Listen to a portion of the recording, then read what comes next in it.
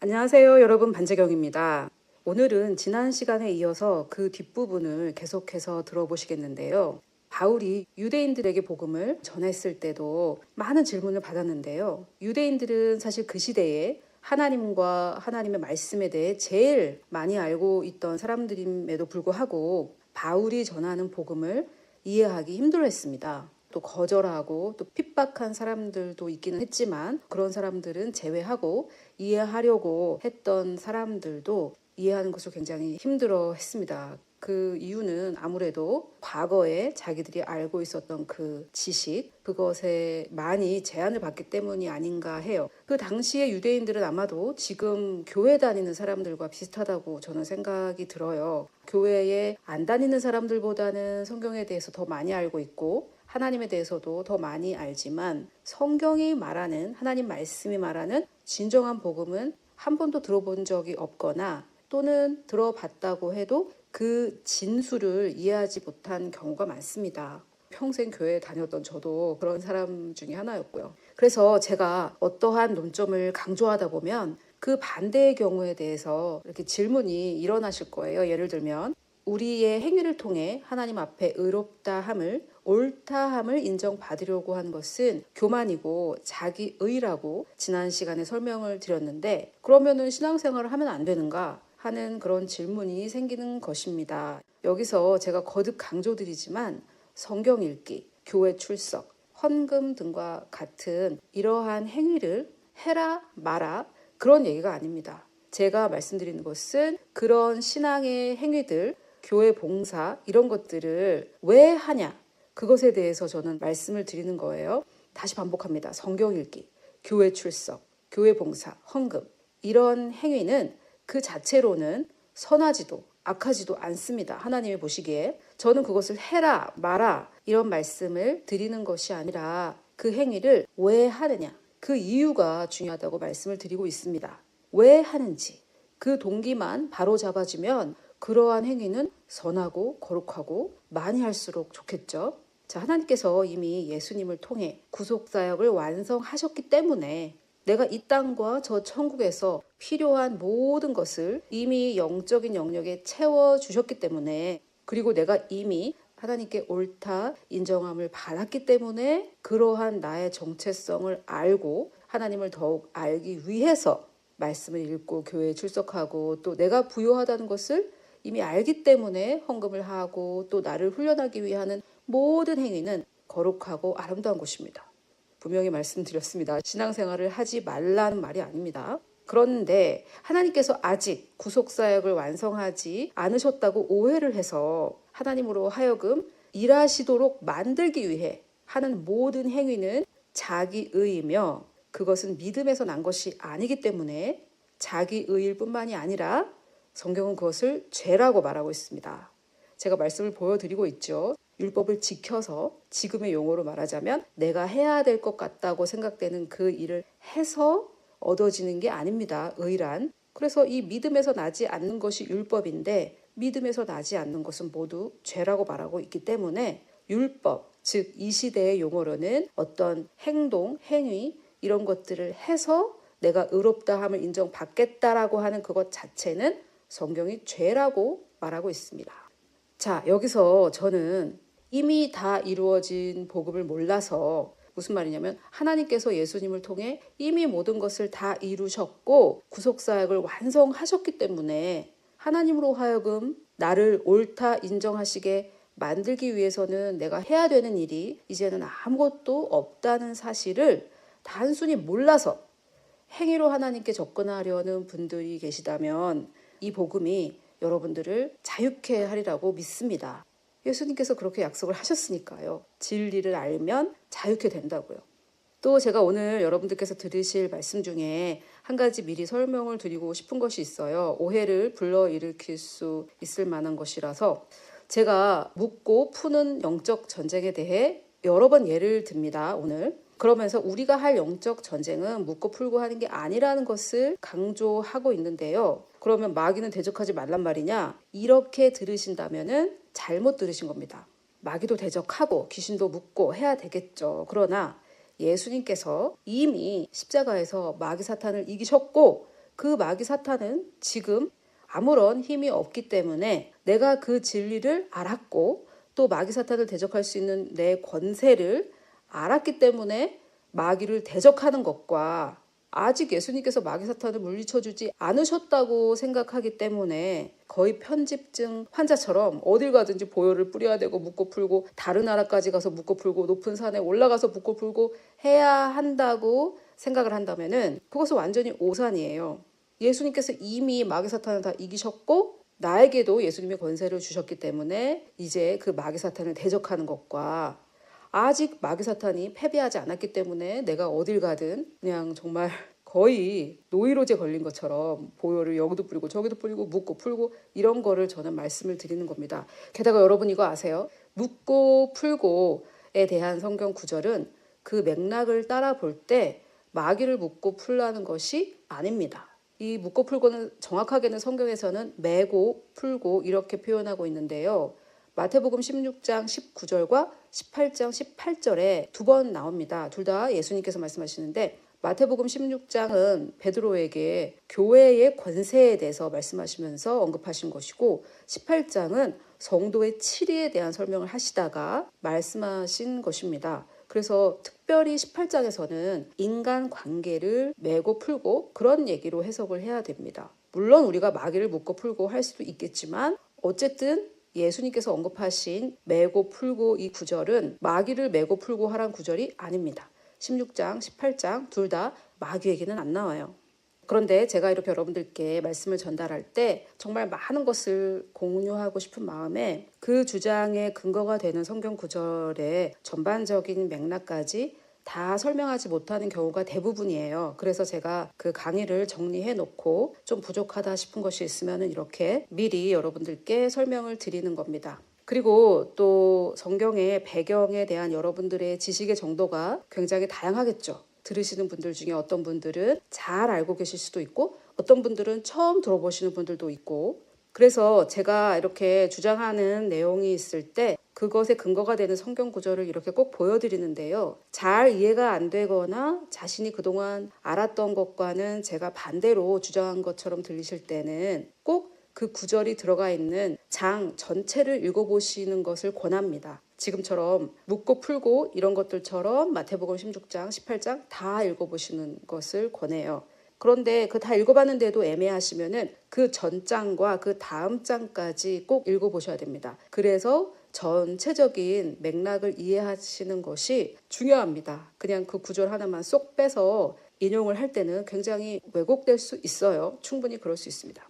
자, 여러분 오늘 들으실 내용은 지난 시간에 이어지는 내용인데요. 제가 이렇게 정리를 하다 보니까 복음이 아주 임팩트 있게 설명이 된 것 같아요. 이미 다 이루어진 복음 또는 은혜의 복음 등으로 불리고는 하는데 사실 복음은 하나입니다. 다른 복음은 없죠. 다만 바울이 복음을 얘기할 때 이 복음이라고도 했고 평안의 복음이라고도 했고요. 은혜의 복음이라고도 불렀습니다. 또 마가는 예수 그리스도의 복음이라고 불렀고요.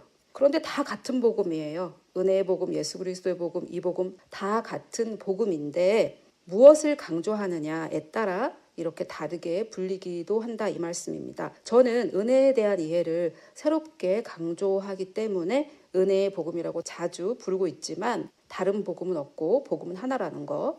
그러나 내가 그동안 알았던 복음이 복음의 온전한 분량이 아니라 일부분일 수도 있기 때문에 더 깊은 이해를 위해 이런 이름으로도 부르고 저런 이름으로도 부르고 하는 것입니다.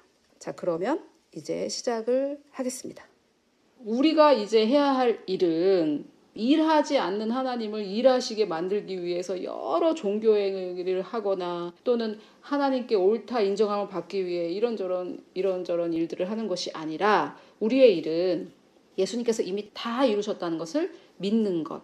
하나님께서 보내신 예수님께서 이미 다 이루셨다는 것을 믿는 게 우리의 일입니다. 그래서 이미 다 이루어진 그 일을 더 잘 믿기 위해서 내가 이런저런 일을 할 수는 있어요. 성경도 읽고 묵상하고 기도도 하고 헌금도 하고 이렇게 할 수는 있어요. 그래도 목적은 예수님께서 이미 이루신 일을 믿기 위함이어야지 내가 그런 일들을 해서 하나님께 옳다 인정함을 받고 그 결과 나를 위해 일하시게 만들려고 해서는 안 된다라는 거예요. 그런 일은 일어나지 않으니까요. 하나님으로 하여금 일하시게 만들 수 있는 분은 오직 한 분 예수님이시고요. 그 일을 하나님은 예수님으로 인해 이미 다 이루셨습니다. 우리가 거기에 털끝 하나도 더할 수도 없고 털끝 하나도 뺄 수도 없어요. 우리는 그런 능력이 있는 자들이 아닙니다. 여러분 생각해 보세요. 본인을 본인이 제일 잘 아시지 않습니까? 내가 어떻게 이 세상을 창조하신 저 하나님을 감동시키고, 그런 거는 정말 엄청난 교만이죠. 그러니까 자기의라는 거예요. 자기의. 내가 뭘 하나 좀 더 하겠다 이런 거. 우리는 깨몽을 해야 됩니다. 깨몽을. 우리는 거기에 뭐 하나 더 할 수도 없고요. 더 할 필요도 없어요. 예수님께서 이미 다 이루셨기 때문에. 이미 다 이루신 것을 알아가는 거, 그것을 믿기 위해서 나를 좀 도와주기 위해 뭐 이런저런 그런 어떤 신앙의 생활을 할 수 있지만, 그것으로 인해 하나님을 감동시켜서 그래 너 좀 괜찮네 이런 인정을 받으려고 하는 거, 그거는 교회에서 이루어지든 뭐 어디 절에서 이루어지든 다 종교입니다. 제가 종교라고 하는 거는 내가 하나님을 감동시켜서 나의 의로 하나님께 옳다 인정함을 받겠다라는 참된 신앙을 제외한 그 모든 것을 말해요. 그래서 우리의 일은 하나님이 다 이루어 주신 그 놀라운 구원의 유익을 내가 믿음으로 받아 누리는 것인데, 마음속 깊이 나는 자격이 없다라는 그 생각 때문에 누리지 못하고 있는 것이죠. 머리로는 그 자격이 예수님 때문에 주어졌다는 것을 알아요. 아는 사람도 있어요. 그걸 모르신 분들도 계실 거예요. 그런 분들에게는 정말 놀라운 소식이겠지만 이미 머리로는 아는 분들이 있어요. 그런데 마음 깊이에는 자기의가 살아있기 때문에, 여기서 자기의란 제가 지금까지 설명드린 그런 거요. 내가 스스로 받을 자격을 갖추어야 된다라는 그 생각 때문에 거저 받는 구원의 유익을 누리지 못하고 있는 것입니다. 구원이란 무엇인가? 구원은 그냥 지옥 가지 않는 것에서 멈추지 않습니다. 죄에서 구원을 받았다라는 것은 그 죄의 결과로 일어난 가난, 질병, 마귀의 영향력, 저주 등등 이런 것들의 영향력에서도 구원을 받아서 자유한 상태가 되는 것을 말해요. 우리가 예수님을 영접했을 때, 즉 예수님을 받아들였을 때 이 구원도 받아들인 겁니다. 예수님의 이름이 구원이니까요.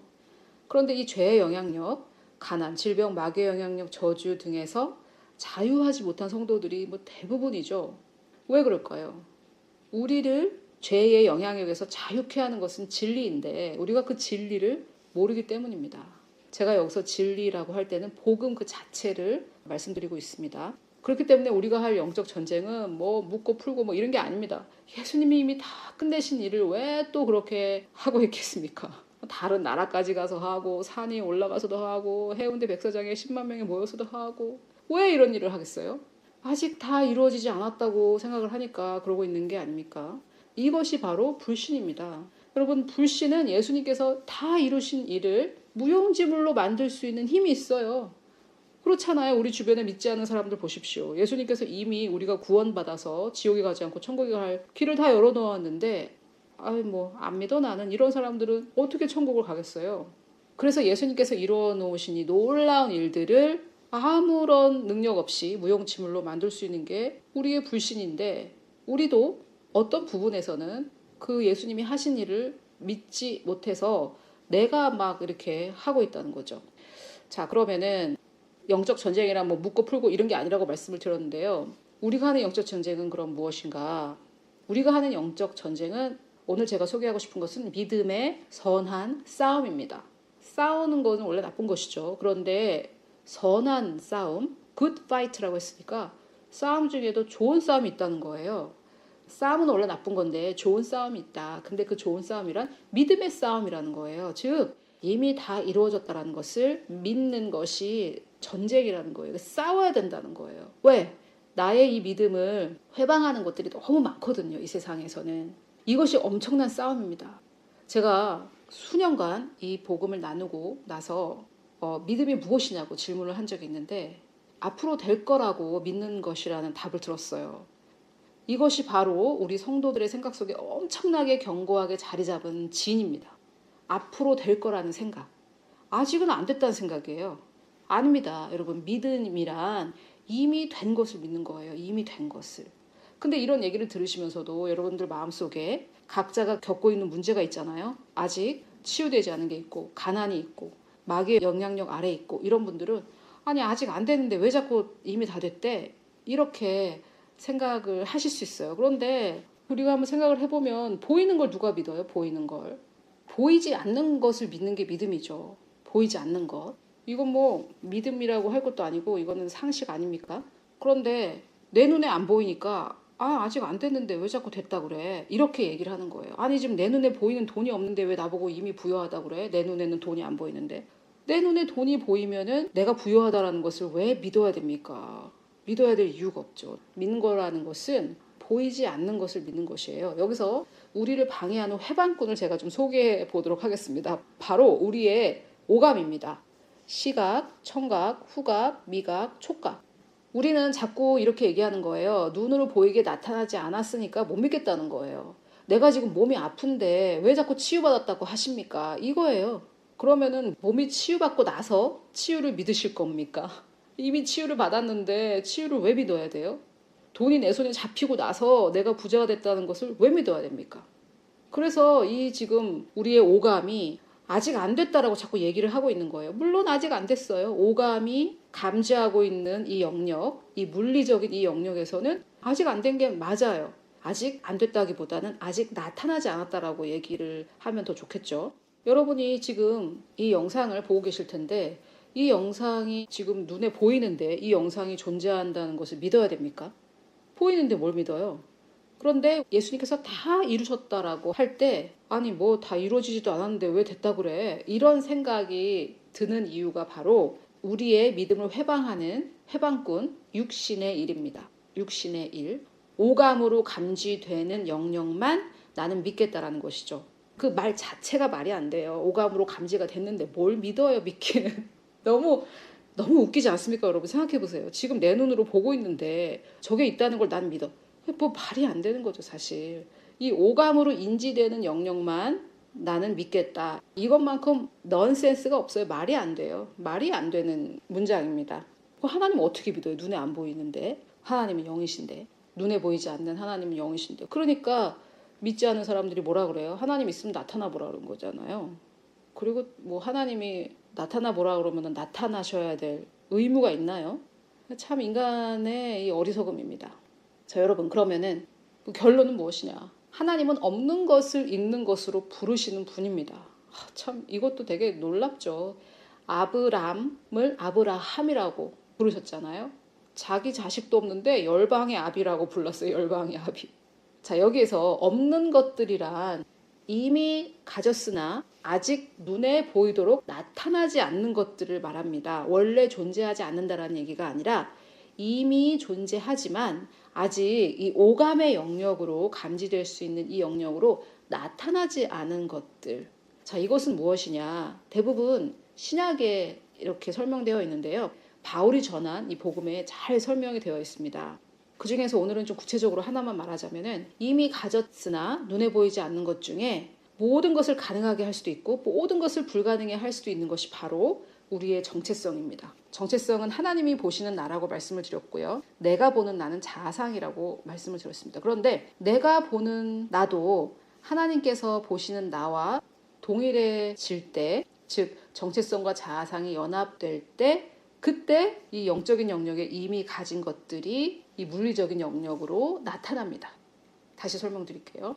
하나님은 없는 것을 있는 것으로 부르시는 분입니다. 즉 무슨 말이냐면은 원래 존재하지 않는 것들이라는 말이 아니라 눈에 보이지 않는 것들, 이 물리적인 영역에 우리의 오감으로 감지되지 않는 것들을 하나님께서는 있는 것이라고 부르시는 그런 분이라는 말이에요. 아직 아브라함이 열방의 아비가 되지도 않았는데 하나님은 벌써 그를 열방의 아비, 아브라함 이렇게 부르셨다는 말이에요. 시 공간은 초월하니까 사실 뭐 당연한 거 아닙니까? 하나님께 공간과 시간이 무슨 의미가 있겠어요? 근데 우리의 문제는 자꾸 내 수준으로 하나님을 생각하는 게 그게 바로 문제입니다. 내 수준으로. 4차원 이상의 존재이신 하나님을 자꾸만 3차원으로 끌어내려가지고 시간의 한계를 얘기하고 공간의 한계를 자꾸 얘기하니까 그게 문제죠. 자, 그런데 이미 존재하지만 눈에 보이지 않는 것들 중에 이미 존재하지만 우리의 오감으로 감지되지 않는 것 중에 이 모든 것을 가능하게도 하고 모든 것을 불가능하게도 할 수 있는 것이 바로 우리의 이 자아상입니다. 자아상. 정체성은 하나님께서 보시는 나, 자아상은 내가 보는 나. 그래서 이 정체성과 자아상이 완전히 연합이 될 때, 즉 나도 하나님이 보시는 그 시각으로 나를 볼 때 우리 눈에 보이지 않는 이 세계에 있는 것이 우리 눈에 보이는 이 세계에 나타난다, 표출된다라는 말입니다. 굉장한 말이죠. 그래서 지금 우리 눈에 보이지 않는 이 물리적인 세계 밖에 있는 것들, 이것을 영적인 세계라고 부르잖아요. 눈에 보이지 않는 세계. 우리 눈에 보이지 않는 이 세계에 이미 존재하는 것들, 예수께서 이미 이루셔서 이미 존재하는 것들이, 근데 그게 거기에만 계속 있으면 우리에게 무슨 유익입니까? 우리는 지금 이 몸을 입고 3차원 세계에 살고 있는데요. 그래서 4차원 이상의 세계에 있는 예수께서 이미 이루신 그 구원이 이 3차원의 우리 물리적인 이 세상에 나타나고 표출돼야 되는데, 그렇게 되려면 그 열쇠는 하나님이 말씀하시는 나, 즉 정체성이 내가 보는 나, 즉 자아상과 완전히 일치가 돼야 된다. 이 얘기입니다. 엄청난 얘기예요, 사실. 좀 쉽게 설명해 볼까요? 우리 눈에 보이지 않는 와이파이라는 게 있잖아요. 와이파이. 사실 이거는 영적인 세계에 있는 것은 아니고 물리적인 세계에 있으나 눈에 보이지 않을 뿐인데, 아무튼 눈에 보이지 않는 것은 똑같으니까 그것으로 예를 들어보면, 내가 지금 인터넷을 좀 사용하고 싶은데 지금 이 장소에 와이파이가 있어요. 그러면 그 와이파이의 유익을 내가 누리려면 비밀번호가 필요하잖아요. 비번이 필요하잖아요. 그 비번을 딱딱딱딱딱 넣으면은 내 눈에 보이지 않는 이 와이파이가 눈에 보이는 이 컴퓨터라는 이 화면으로 나타나고 표출되는 거 아닙니까? 여러분들이 지금 보고 계신 거, 지금 그 영상, 그것은 눈에 보이지 않는 데이터라는 것을 통해 나타나 있지 않습니까? 눈에 보이도록 지금 표출되어 있잖아요. 이해가 되셨죠? 그런데 와이파이의 경우 비번이 필요하지 않습니까? 그 비번이 뭐냐? 우리에게는 그 비번이 뭐냐? 즉 하나님이 보시는 나, 그 정체성과 내가 보는 나, 자아상이 똑같아질 때, 내 자아상이 하나님이 나를 보시는 그 정체성에 완전히 굴복할 때, 복종할 때, 그때 내 핸드폰에 인터넷이 터지는 것처럼 우리의 삶에 눈에 보이지 않았던 이 영역, 4차원 이상의 영역에 있었던 이 구원의 유익들이 이 3차원의 이 물리적인 세상에 나타나고 표출된다라는 말입니다. 엄청나죠? 엄청난 말입니다. 그래서 결론적으로 하나님이 우리를 보실 때 예수 그리스도를 보신다는 주장을 하고 있는 거예요. 왜냐하면은 골로새서 말씀에 이 만세로부터 내려온 이 비밀이 뭐냐? 예수님은, 그리스도는 내 안에 들어와 계시는데, 또 골로새서 3장에서는 나는 또 그 그리스도 안에 들어가 있다는 말입니다. 지금 내가 그리스도 안에 숨었는데 또 내 안엔 그리스도가 있어요. 그래서 내 안도 그리스도가 완전히 채우셨고 내 외부도 그리스도가 완전히 감싸고 계신다면, 하나님께서 우리를 보실 때 그리스도를 보시는 것이 당연한 거죠. 너무나 당연한 거죠. 자, 그러면은 그리스도의 모습, 하나님께서 나를 보시는 그 정체성이 그리스도의 정체성이라고 했는데, 그것을 어떻게 알 수 있느냐? 우리가 나 자신의 모습을 확인을 하려면은 거울을 통해 보는 것밖에 없습니다. 뭐 사진을 통해 볼 수도 있지만, 아무튼 스스로가 스스로의 얼굴을 직접 볼 수가 없죠. 이것도 정말 제가 오늘 정리를 하면서 생각해 보니까 너무나 놀라운 진리예요. 왜냐? 우리 눈이 얼굴에 달려있지 않고 손가락에 달려있었다면은 우리의 얼굴을 스스로 볼 수 있었을 거예요. 그런데 하나님은 우리 눈을 얼굴에 달아 놓으셔가지고 스스로가 우리의 모습을 볼 수 없게 만들어 놓으셨어요. 오직 거울을 통해서 보게 하셨는데, 가장 확실한 거울을 보지 않고 자꾸 다른 사람들에게 나 어떻게 생겼냐고 물어보면 그 사람이 거짓말을 할 수도 있고요. 또는 그 사람이 시력이 너무 안 좋아가지고 잘못 얘기할 수도 있어요. 그럴 경우 어떻게 됩니까? 잘못된 정보를 듣겠죠. 나 자신에 대해서. 그런데 우리는 이런 걸 너무 많이 해요. 다른 사람들이 나를 어떻게 생각하는지 그 사람들이 가진 나에 대한 의견에 목을 매죠. 목을 매요. 그래서 뭐 댓글에 상처받아서 유명 연예인인데 자살하고 뭐 이런 거 아닙니까? 얼굴도 이름도 모르는 그 사람이 의견이 무엇이 그렇게 중요하다고 자기 목숨과 바꾸냐 이 말이죠. 그래서 우리는 오직 확실한 거울을 통해서만 내 모습을 확인해야 되는데, 야고보는 그 거울이 즉 말씀이라고 비유를 하고 있어요. 내가 나를 보는 것이 아닙니다. 거울을 통해서만 우리는 자기 모습을 확인할 수 있듯이, 야고보는 우리가 우리의 참된 정체성을 알 수 있는 것은 오직 성경이라는 거예요. 자, 그런데 여기 보니까 누구든지 말씀을 듣고 행하지 아니하면 거울로 자기 생긴 것을 보고 잊어버리는 사람 같다고 하는데, 여러분, 우리가 거울을 통해 뭘 봅니까? 거울을 통해 보는 거는 내 모습이죠. 내 모습. 즉 여기서 말씀을 듣고 행하지 아니할 때 할 때 이 말씀은 우리의 정체성이에요. 거울을 들여다볼 때 무슨 우리의 할 일이 나옵니까? 그 자체가 너무 기괴한 생각 아닙니까? 거울을 들여다보는데 거울이 이거 해라 저거 해라 이런 게 나온다는 생각 자체가 얼마나 기괴해요. 거울을 보면 내 얼굴을 보는 거예요. 즉 여기에서 말씀을 듣고 행한다라고 할 때 그 말씀은 나에 대한 정체성을 말하는 거예요.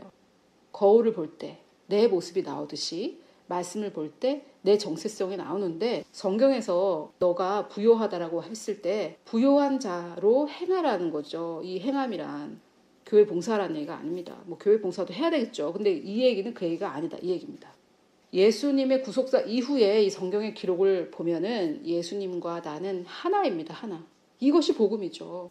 나에게 새로운 정체성을 주셨는데 그것이 바로 내가 받은 정체성이 바로 그리스도의 정체성이라는 것. 이것이 복음의 진리입니다. 하나님께서 나를 보실 때 이 세상에 있는 나를 보실 때도 그리스도와 같은 자로 보신다는 것. 이것이 바로 비밀이에요. 그리스도께서 내 안을 가득 채우고 계시고 나를 또 감싸고 계시니까요. 내가 그리스도 안에 숨어 있는데 감춰져 있는데 그리스도 안에 감춰져 있는 내 안도 그리스도께서 가득 채우고 계시다. 이게 뭐 정말 안도 그리스도, 밖도 그리스도. 여러분 하나님은 영이시니 예배하는 자가 영과 진리로 예배를 해야 한다고 했습니다. 우리가 하나님을 예배할 때, 즉 하나님과 친밀한 관계를 누릴 때 우리의 영적인 신분으로 나가야 되고 또 진리로 나가야 되는데 진리는 또 무엇이냐? 진리는 여러 가지로 우리가 설명할 수 있지만 예수께서 내가 곧 진리요 이렇게 말씀을 하셨잖아요. 그래서 진리로 나아갈 때 그것은 영어로는 in truth거든요. 앞에 in이 붙어요. 그러니까 진리 안에서 하나님과 교제를 해야 된다는 말인데 거짓으로 하나님과 교제를 할 수 없으니까 뭐 이건 정말 당연한 말인데 이 진리가 곧 예수님이시라는 것도 우리는 기억해야 한다는 것이죠. 그래서 우리는 예수님 안에 감추어져 있는 그 상태로 하나님과 교제를 하기 때문에 그리고 그때 우리의 안도 그리스도로 가득 채워져 있기 때문에 하나님 앞에 우리는 거룩하고 흠이 없습니다.